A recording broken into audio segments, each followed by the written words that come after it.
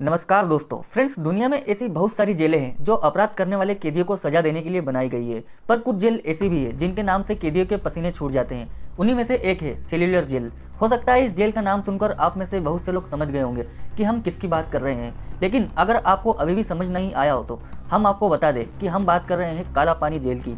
काला पानी आज़ादी से पहले अंग्रेजों द्वारा भारतीयों पर किए गए बेगुनाह जुल्म की दर्दनाक कहानी है। एक ऐसी कहानी जो भारतीय इतिहास में काले अध्याय के रूप में दर्ज है।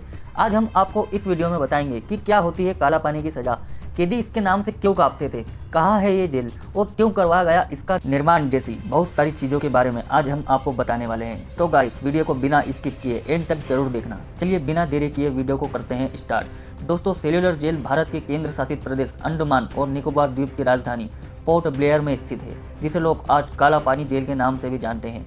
अब आप सोच रहे होंगे आखिर इस सेल्यूलर जेल का नाम काला पानी पड़ा कैसे, तो हम आपको बता दें, जेल के चारों ओर केवल समुद्र का पानी था। कई किलोमीटर तक यहाँ जमीन का कोई नामो निशान नहीं था, इसलिए इस जेल को काला पानी जेल कहा जाने लगा। ब्रिटिश हुकूमत ने जेल का इस्तेमाल आज़ादी की लड़ाई में हिस्सा लेने वाले स्वतंत्रता सेनानियों को सजा देने और कैद करने के लिए किया था। इस जेल के निर्माण का विचार ब्रिटिश हुकूमत के दिमाग में 1857 की पहली क्रांति के बाद ही आ गया था और उसके बाद उन्होंने 1896 में इस जेल का निर्माण कार्य शुरू करवा दिया। अंडमान निकोबार द्वीप के घने जंगलों को काटने का काम शुरू किया गया, लेकिन वहाँ पर काम करने वाले लोगों के लिए यहाँ की जलवायु, यहाँ के जीव जंतु, सांप और बिच्छू उनके लिए संकट बने रहे। बहुत से लोगों को वहाँ पर मलेरिया ने जकड़ लिया। सबसे पहले यहाँ अंग्रेज अधिकारियों के लिए आवास, कमिश्नर हाउस, कॉन्फ्रेंस रूम और चर्च जैसी चीज़ों का निर्माण कार्य कराया गया। उसके बाद पूरी जेल पर निगरानी के लिए जेल के बीचों बीच में एक टावर बनाया गया। इस टावर से सभी कैदियों पर नज़र रखी जाती थी और साथ ही इस टावर के ऊपर एक बहुत बड़ा घंटा भी लगाया गया था, जिसे किसी भी प्रकार की घटना होने पर अंग्रेज सैनिकों द्वारा बजाया जाता था। इसके बाद शुरू हुआ ऑक्टोपस की तरफ फैले हुए 7 शाखाओं वाली सेल्यूलर जेल का निर्माण। हर एक शाखा को 3 मंजिल की बनाई गई और इस विशाल जेल में 696 सेल बनाए गए ताकि यहाँ पर लाए जाने वाले कैदियों को अलग अलग रखा जा सके। यहाँ पर कैदियों को एक दूसरे से अलग रखने का एक ही मकसद था कि कैदी आपस में स्वतंत्रता आंदोलन से जुड़ी कोई योजना ना बना पाए और अकेलेपन का जीवन जीते जीते अंदर से ही टूट जाए, ताकि वो लोग सरकार के प्रति किसी भी प्रकार की बगावत करने की हालत में ना रहे। हर सेल का साइज 4.5 मीटर इंटू 2.5 मीटर था। 3 मीटर की ऊंचाई पर खिड़कियां भी लगी हुई थी। अब आप सोच रहे होंगे कि इतनी सी ऊंचाई से तो कोई भी कैदी जेल से निकलकर आसानी से भाग सकता है, लेकिन ये तो हमने आपको पहले ही बता दिया था कि जेल के चारों तरफ पानी ही पानी था। अब अगर कोई कैदी भागना भी चाहे तो कहाँ जाता। इसके बावजूद भी कई कैदियों ने इस जेल से भागने की कोशिश की, लेकिन वो भागने में कामयाब नहीं हो सके। इसके साथ ही ये भी कहा जाता है कि यहाँ एक बार 200 से ज़्यादा कैदियों ने भागने की कोशिश की, लेकिन उन्हें पकड़ लिया गया। कुछ ने तो वहाँ की खतरनाक यातनाओं को देखते हुए आत्महत्या कर ली थी, तो वहीं जेलर अधीक्षक वाकर ने जेल से भागने के जुर्म में 87 लोगों को फांसी पर लटकाने का आदेश दे दिया था। सेल्यूलर जेल के निर्माण में करीब उस समय 5,17,000 रुपये की लागत लगी थी। इसका मुख्य भवन लाल ईंटों से बना है। ये ईंटें बर्मा से मंगवाई गई थी, जो आज म्यांमार के नाम से जाना जाता है। और आखिर कुछ सालों बाद 10 मार्च 1906 को इस जेल का काम पूरा हुआ। इस जेल में क्रांतिकारियों या यूं कहे कैदियों पर बहुत जुल्म ढाया जाता था। हर एक कैदी को रोजाना कोल्हू की बेल की तरह 30 पाउंड नारियल और सरसों का तेल कोल्हू में पेरना होता था। अगर वो ऐसा नहीं कर पाते थे तो उन्हें बुरी तरह चाबुक से पीटा जाता था और कई सालों तक उन्हें बेड़ियों में जकड़ दिया जाता था। यहाँ रहने वाले कैदियों को पिसाई करने वाली मिल पर कई घंटों तक काम करवाना, कई सप्ताह तक हथकड़ियों के साथ खड़े करवाकर बागवानी करवाना, रस्सी बनाना, कालीन बनवाना, एकांत काल कोठरी में कैद करना, साथ ही कई हफ्तों तक भूखा रखने और सलाखों के पीछे कैद करना।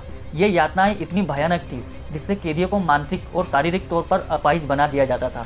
दोस्तों, ये तो बहुत ही मामूली सज़ा होती थी, लेकिन अब जो हम आपको बताने वाले हैं उसे सुनकर हो सकता है आपकी रूह कांप जाए। सोचिए, अगर आपको कोई घास से बनी सब्जी खिलाए तो आप क्या करेंगे। हो सकता है आप उस समय गुस्से में आकर थाली फेंक दें, लेकिन काला पानी में रहने वाले कैदियों के पास और कोई ऑप्शन भी नहीं था। भूखे रहने की वजह से उन्हें यह सब्जी खानी ही होती थी। नमक के नाम पर बस एक चुटकी दिया जाता था। इसी वजह से वहाँ कई कैदियों की मौत भी हुई।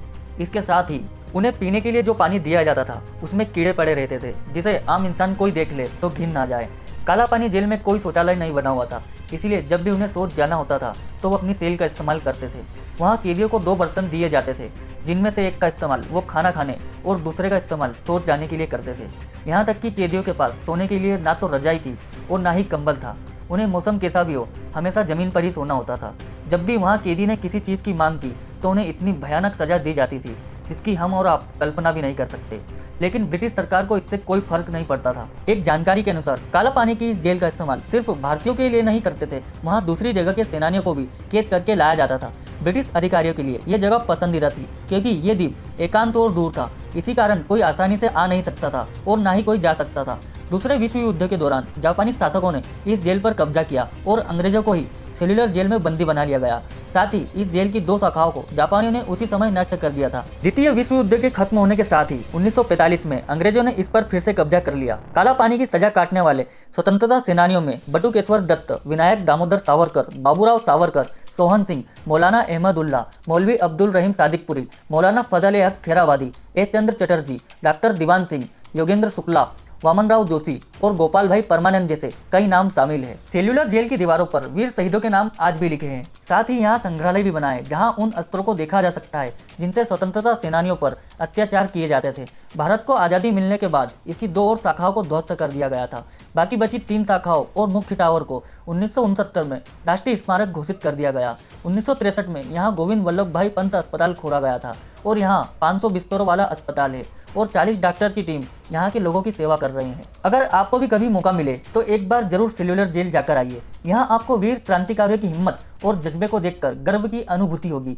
भारत सरकार ने हमारे स्वतंत्रता सेनानियों की स्मृतियों को आज तक संभाल के रखा है। दोस्तों, आपको भी कभी घूमने का मौका मिले तो एक बार काला पानी जरूर जाए। तो दोस्तों, क्या आप भी काला पानी की सजा के बारे में पहले से जानते थे? हमें कमेंट में जरूर बताएं। और अगर आपको हमारी आज की वीडियो पसंद आई हो तो ज़्यादा से ज़्यादा लाइक और शेयर जरूर करें और ऐसे ही रोचक वीडियो देखने के लिए चैनल को सब्सक्राइब करके बेल आइकन ऑल पर क्लिक करें। तो दोस्तों, मिलते हैं ऐसे ही अगले रोचक वीडियो में। तब तक के लिए जय हिंद, जय भारत।